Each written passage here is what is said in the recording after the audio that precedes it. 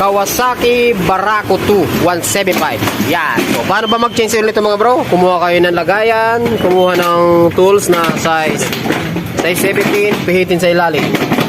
Lampa kaliwa. Ayan. At shoutout sa ating tropang malupit. Yan o. Yan. Oh, di ba? Uy, may gatas niyan ah. Ay, may gatas. Kulay gatas. Pagkatapos na maubos yung langis, ibalik ang bolt na size 17. Buksan ang lagayan ng langis. Yan. Ay, paday. Gumamit ng gimbudo para iwas tapo na langis. Ayan. So gamit tayo mga bro ng Pitron na malupitan. Pang malupitan na Pitron mga bro.